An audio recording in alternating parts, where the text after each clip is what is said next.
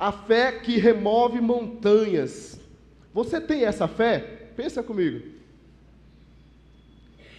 A gente ouve às vezes, a pessoa diz assim, mas coitado de mim, eu não tenho uma fé tão forte, uma fé como você. E eu fico intrigado, né, com essas questões, porque esse próprio texto que Jesus cita, né, chamando de a fé que remove montanhas, ele faz a comparação com o grão de mostarda, não é isso, gente? Temos uma imagem aí, você lembra do grão de mostarda? Olha o grão de mostarda, tem duas imagens, pode colocar outra também. Não sei se você se lembra disso ou sabe, mas o grão de mostarda era a menor semente da época. Não é mais hoje em dia, mas na época era a menor semente. E aí Jesus fala dessa fé que remove montanhas. E essa fé é do tamanho de um grão de mostarda, que era a menor semente da época. E esse texto Jesus fala em 3 lugares, ou melhor, os evangelistas falam, porque nós temos o texto de Mateus, Marcos e Lucas, que são textos sinóticos ou comuns, ou seja, os 3 evangelistas citam a mesma história, com alguma peculiaridade, alguma coisa diferente, como se fosse 3 jornalistas apresentando as suas ideias, a sua visão sobre aquela informação, sobre aquele ensino. Está claro isso, amém? Então vamos observar os 3 textos que Jesus cita, ensina sobre essa fé que remove montanhas. O primeiro deles eu coloquei aqui, mas você pode conferir na sua Bíblia, Mateus 17, 20. Vamos ver o que diz esse texto. Podemos ler juntos? Acho que fica bonito, né? 1, 2, 3. Ele respondeu. Por quê?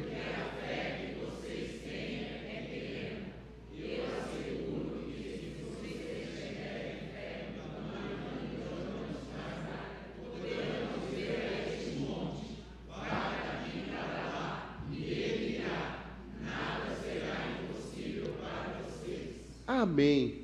Pensando, deixa nesse texto, olhando para esse texto, qual o contexto, né, aqui de Mateus capítulo 17. Jesus está fazendo a transfiguração. Lembra que está Pedro, Tiago e João, foram levados ao monte, e Jesus se transfigura diante deles. O que significa transfigurar? Significa que Jesus mostrou um pouquinho do que é o seu corpo glorificado como Deus.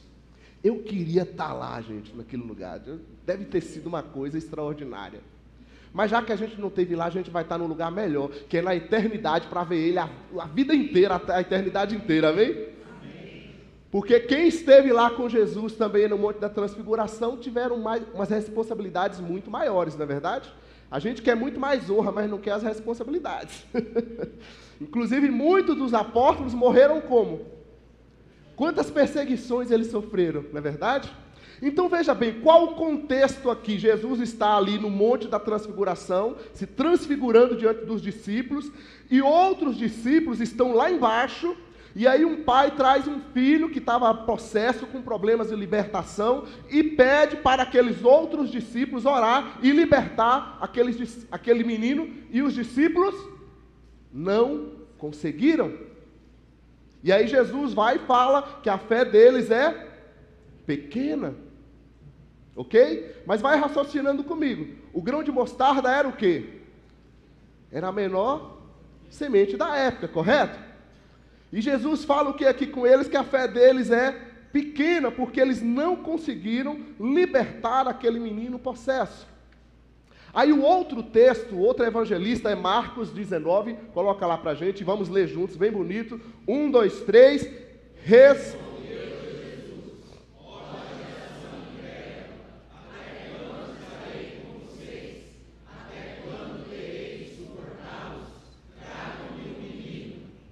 Ok, da mesma forma, aqui no evangelista Marcos, no texto de Marcos, qual é o contexto? É o mesmo de Mateus, está no monte ali se transfigurando diante dos discípulos, mas aqui Marcos mostra que Jesus responde de uma forma diferente. Jesus diz, ó geração incrédula. Lá Jesus fala que a fé deles é pequena, aqui em Marcos ele diz, ó geração incrédula. É verdade, e eu não vou entrar nesses detalhes, que traz duas informações, dois acréscimos, tanto no texto de Mateus e de Marcos, quando ele vai dizer também que essa espécie só sai com jejum e oração, ok? Eu sei dessa parte, não estou pulando ela, apenas quero trabalhar aqui o detalhe do grão de mostarda, ok? Mas para a gente entender então o contexto, lá Jesus diz que a fé deles é pequena, aqui em Marcos Jesus diz: ó geração incrédula, ou seja, será que eles ainda não acreditavam em Jesus? Será que eles realmente tinham fé em Jesus? E aí o outro texto que nós temos é no texto de Lucas, capítulo 17, versículo 6, vamos ler agora juntos, só as mulheres, 1, 2, 3.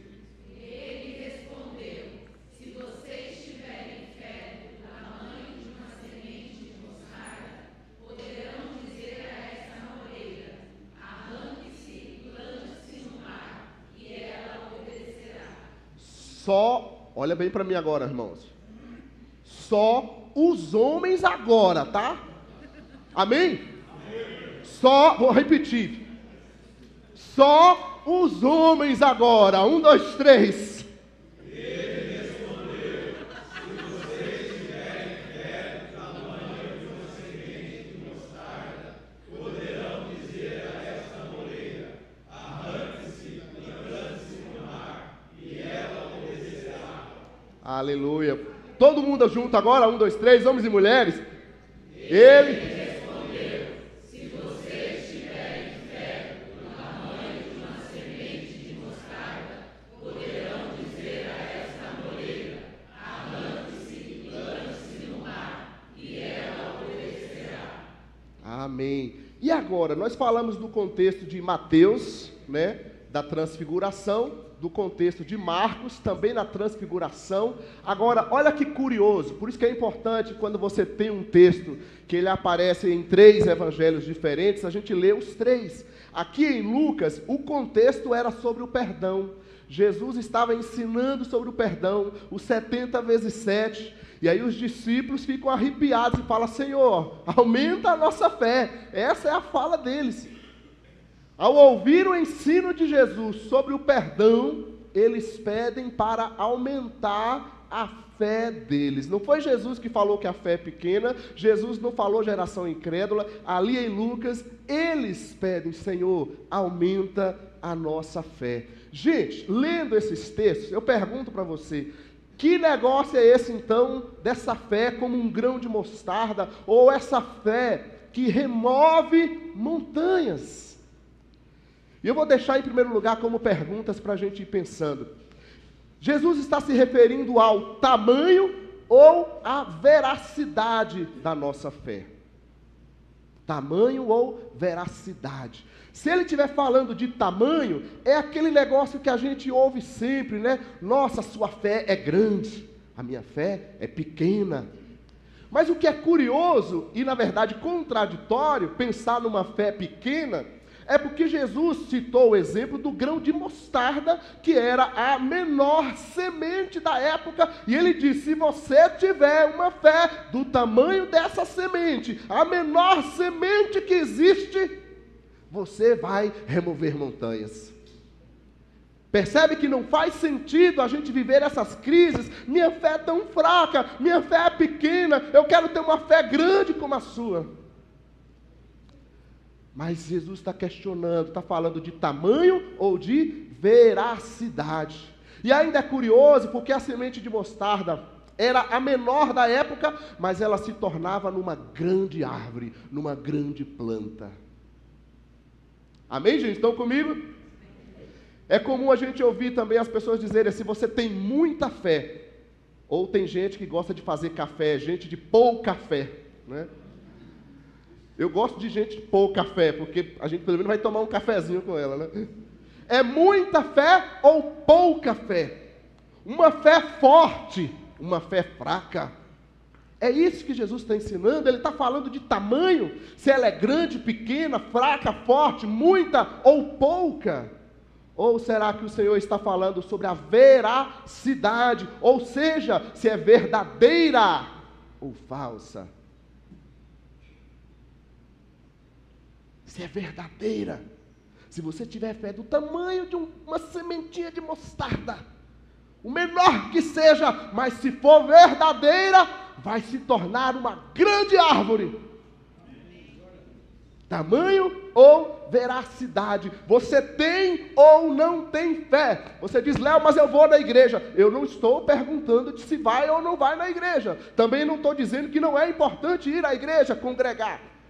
O que Jesus quer dizer é que você tem fé ou não tem fé. Eu estou na escala, eu participo dos ministérios. Jesus está questionando, você tem fé ou não tem fé?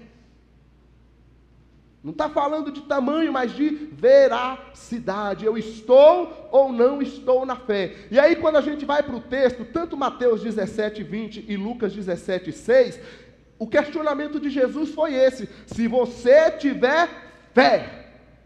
Ele não está falando de tamanho. Ele não está falando se é muita ou pouca, se é pequena, grande, fraca, forte. Vem aqui que nós vamos fazer a oração da fé forte. Não. Ele está perguntando se você tiver fé, mesmo que seja do tamanhozinho de uma semente de mostarda. Amém, gente?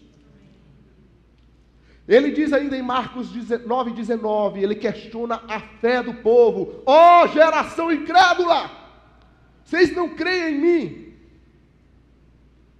Será que é possível a gente estar andando com Deus, estar cantando aqui, né? Meu Deus forte e tal, e muitas vezes a hora que vem a luta, a dificuldade, as montanhas que se colocam em nossa frente, a gente vira meio incrédulo.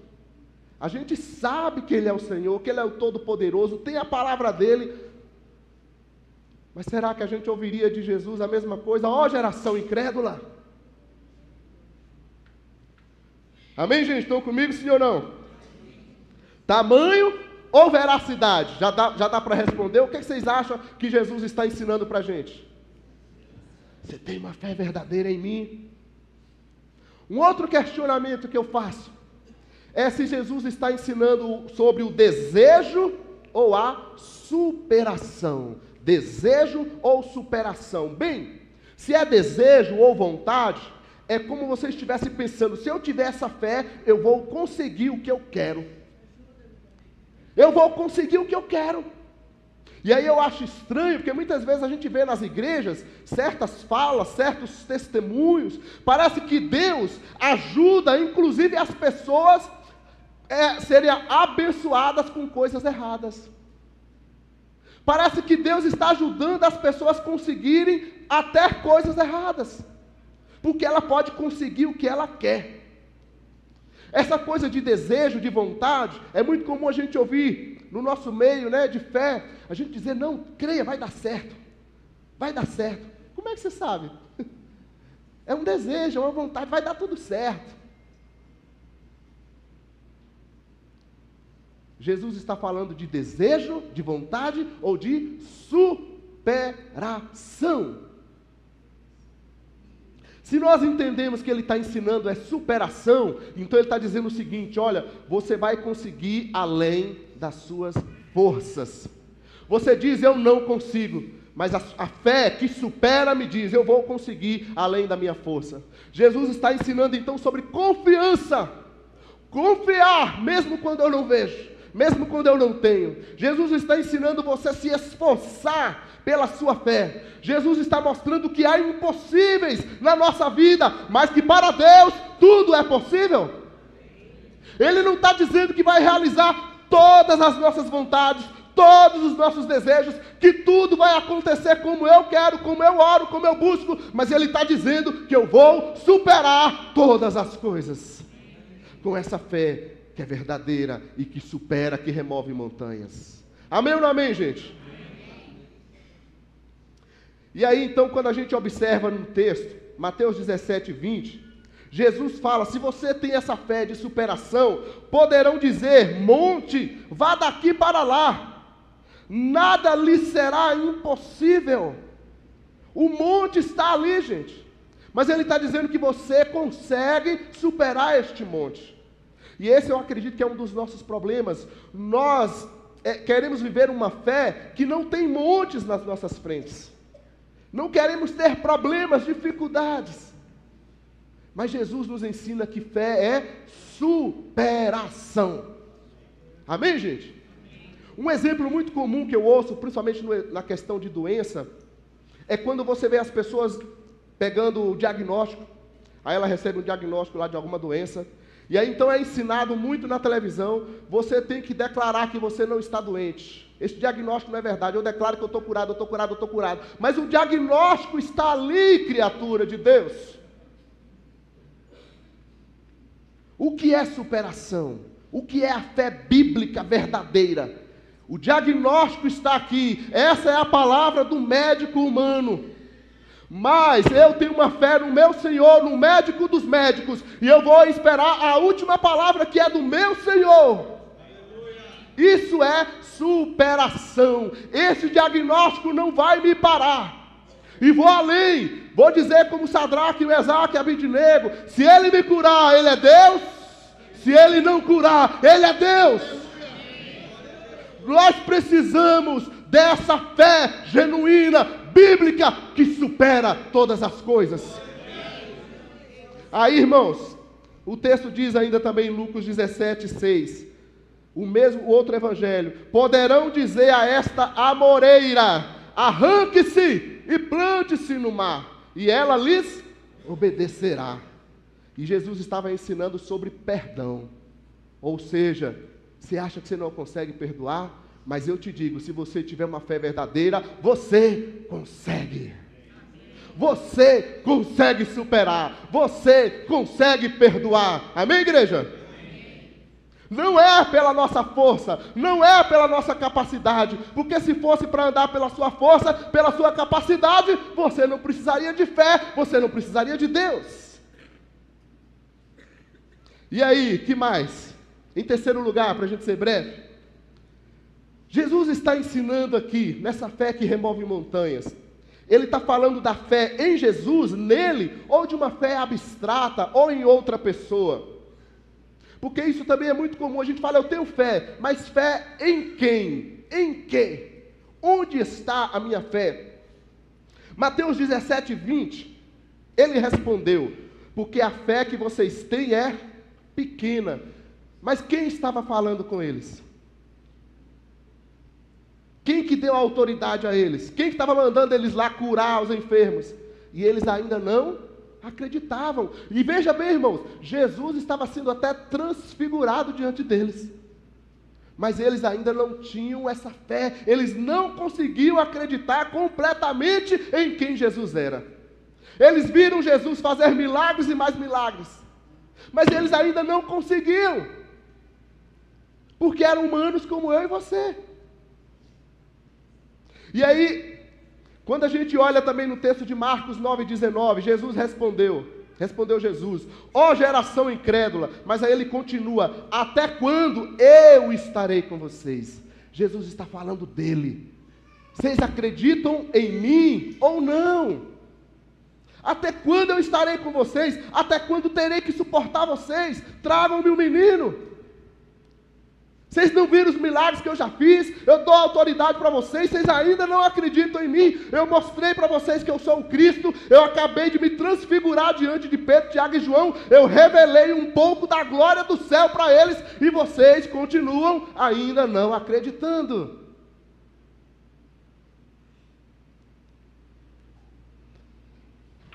E aí no texto de Lucas 17:6, Jesus estava ensinando sobre perdão. E aí no versículo 5, os apóstolos disseram ao Senhor: aumenta a nossa fé. Em outras palavras, queridos, sabe o que ele está dizendo? Senhor, ajuda-nos a acreditar no Senhor. Esse ensino aí é muito doido, esse negócio não dá. O Senhor está bem da cabeça? É isso mesmo que o Senhor está querendo dizer? Isso é impossível, Senhor. A gente não consegue, nenhum ser humano vai conseguir fazer isso, Jesus. O que Jesus está dizendo: onde está a sua fé? Você crê em Jesus ou em quem? As pessoas oram a tantas pessoas, a tantos nomes, gente. No meio evangélico eu temo muito, porque parece que a nossa fé hoje está focada em líderes, em placas de igrejas, em nome de religião. Se a sua fé está em mim, coitado de você. Se a sua fé está em qualquer homem que não seja Jesus Cristo, coitado de você. Mas se a sua fé está em Jesus, você vai avançar, você vai superar, você vai até a eternidade no Senhor. Amém, gente? Então, eu vou pedir a ajuda de vocês agora. Se eu tiver, então, essa fé verdadeira, lembra que a gente viu lá? Uma fé verdadeira na pessoa de Jesus, eu vou superar. O quê? Queria a ajuda de vocês com exemplos. Se eu tiver essa fé verdadeira na pessoa de Jesus Cristo, eu vou superar. O quê? Vamos lá. Um de cada vez. Hã? A minha incredulidade, como os discípulos. Nós, gente, mesmo a gente se batizando, se entregando a Jesus Cristo, a incredulidade às vezes vem na gente. Se eu tiver uma fé verdadeira em Jesus, eu vou superar a incredulidade. Ela não vai me dominar. Que mais? Hã? Medo. Você tem medo? Eu não tenho medo. Você sabia que eu tenho medo de altura? E mesmo que eu tente, quando eu vejo, o cérebro já está mandando outra informação. Mas pela fé eu estou fazendo os testes, eu estou trabalhando. Porque se eu tiver uma fé verdadeira em Jesus, eu vou superar o medo. Não significa que ele vai acabar. Pode ser que ele vai continuar comigo. E eu vou ter que aprender a superar e a lidar com essa coisa. Amém, gente? Amém. Que mais? Se eu tiver uma fé verdadeira em Jesus, eu vou superar o quê? Sentimento de... Aí agora ficou lindo, ficou maravilhoso. A Fabi aqui. O que é isso? Ansiedade? Ansiedade, gente, o que vocês têm isso? O que é isso? Se você tiver uma fé verdadeira em Jesus, você vai superar a ansiedade. Você crê nisso? Amém. Gente, a Bíblia diz o quê? Se você está inquieto, ansioso, o que você deve fazer? Hã? Em Filipenses diz para a gente apresentar em orações. E lá em Pedro, né, 2 Pedro 5,8, para a gente lançar nossas ansiedades diante do Senhor. E a gente faz isso? Então está faltando fé. Está faltando eu ter essa fé. Peraí, eu creio em Jesus. Eu não vou deixar essa ansiedade me dominar. Eu posso superar essa ansiedade. Amém ou não amém, gente? Que mais? Se eu tiver uma fé verdadeira, eu vou superar. Dalva. A Dalva ali primeiro. Como? Depressão? Depressão é outra coisa terrível na nossa época, sim ou não? Sim. Agora, deixa eu falar uma coisinha com vocês aqui. Nós cristãos, temos uma tendência extrema. Tem um grupo que tudo para eles é só orar. Ele não precisa de médico. Não é assim? Tem um grupo que acha, não, tudo é espiritual. Obviamente, a nossa base é a nossa espiritualidade, com certeza. Mas não foi Deus que criou a medicina? Será que Deus não cura também através do médico? Então tem um grupo que é assim, que ele vai para o extremo, tudo é oração. Então ele vai deixar de tomar remédio, ele acha que Deus só cura se for na oração.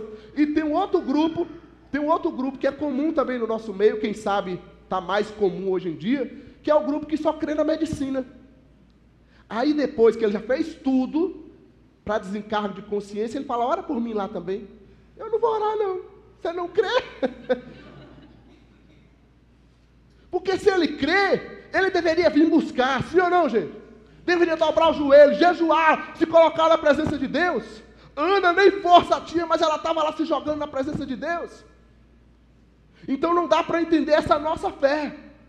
Vamos passar a noite de oração, vamos buscar, gente. Você quer ser curado, seja do que for, porque eu estou orando do tamanho do desejo que eu tenho de buscar essa superação.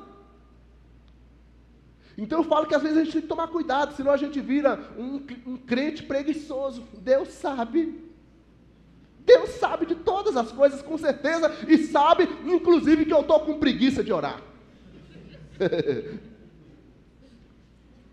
Eu penso muito naquele texto do filho de Batseba com Davi, que enquanto o menino esteve doente, o que o rei fez? Jejuando e orando, jejuando e orando. Então essa desculpinha de Deus sabe, gente, isso é preguiça religiosa, tá? Mas tá, se eu tiver uma fé verdadeira, eu vou superar o quê? Levante sua mão, A Ione. Eu vou superar os problemas do dia a dia. Problemas do dia a dia. Você tem problemas do dia a dia, irmã? Aleluia. Mas eu vou superar cada um deles. Que mais? Mais alguém? As lutas. Temos lutas no dia a dia. Mas a senhora não é crente? Não é assim que o povo diz? Cadê a tua fé? Exatamente, a fé é para superar as lutas. Mais alguém? As dores. Olha as dores que vêm. Dores. Dores, temos dores. Agora você ora por isso? Ou já fica naquele negócio, Deus sabe. Deus sabe. Gente, eu entendo o seguinte, Deus usa todos os meios. Deus pode mandar a gente mostrar o sacerdote, pode mandar tomar um remédio. Senhor, eu te peço, me cura, não sei de que forma, mas eu te peço, me restaura a saúde. Amém, gente? Que mais? Sentimento de incapacidade. Sentimento de incapacidade. Quantos cristãos não se sentem incapazes? Deixa eu te falar uma coisa, muito bom você lembrar disso. Quem é o cristão, gente? A Bíblia diz o seguinte, que o cristão é um representante de Deus na terra. É nação sacerdotal. Nação exclusiva. Você tem a palavra da vida em você. Isso é ou não é, gente? E a gente fica agindo como se fosse um coitadinho. Ai, meu Deus. Imagina se a gente passasse as perseguições que os apóstolos passaram naquela época. Então a gente precisa abrir os olhos.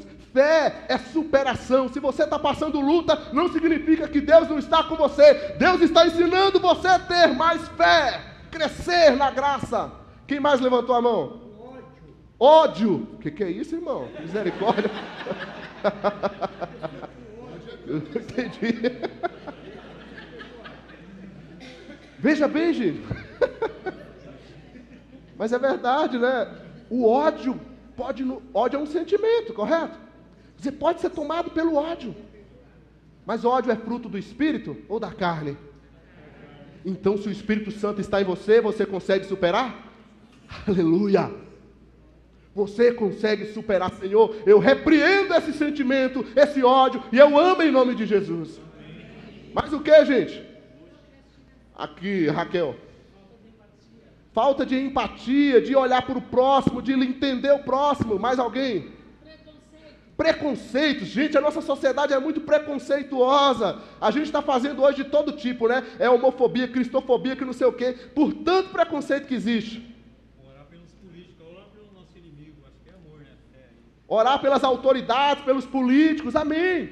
A igreja está aqui, gente, para fazer o quê? Nosso reino é deste mundo? Não, nosso reino é eterno. Então eu quero dizer para você, se você tiver fé verdadeira em Jesus, você consegue superar. Coloca aí a lista, a palavra que for no seu coração, você consegue superar. Amém?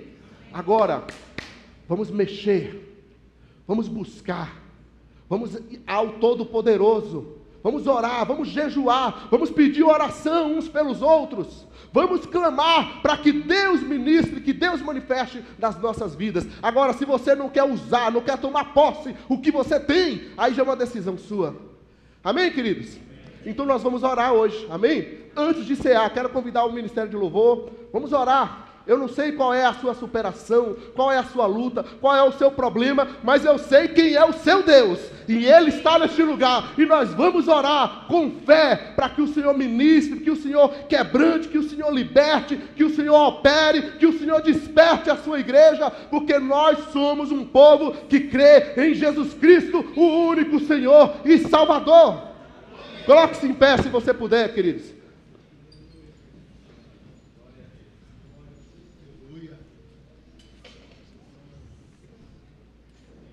Espírito de Deus, qual é a sua situação, gente? Qual é a sua luta? O louvor pode cantar algum trecho de alguma canção, para nos levar em oração ao Senhor. A adoração é isso, é a gente se lançar na presença do Senhor. Tudo que nós ouvimos aqui, queridos, nessa palavra de Deus, nessa palavra de Cristo, que se nós temos uma fé verdadeira em Jesus, nós vamos superar, nós vamos passar por isso. Eu não sei de que forma, mas eu sei que Ele vai me fazer avançar. Quem está aqui neste lugar, nessa manhã, que diz, eu preciso de oração pela minha vida? Vamos começar assim. Eu preciso de oração pela minha vida. Deus, traz cura agora, Senhor, de libertação, cura de enfermidade física, cura, Pai, em nome de Jesus. Qualquer luta, Pai, qualquer dificuldade, eu sei que o teu filho, a tua filha, pode superar, Senhor.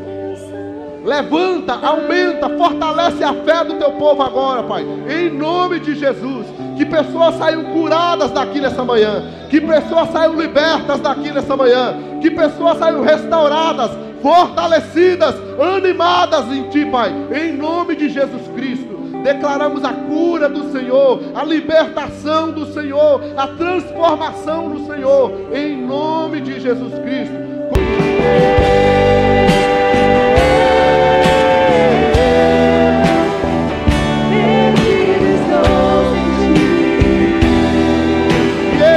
Mais uma vez, levanta a voz, igreja.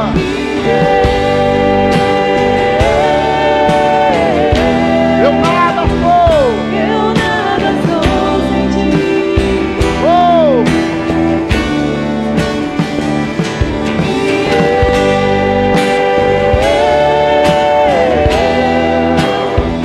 Perdido estou sem ti. Aleluia. Só a voz da igreja.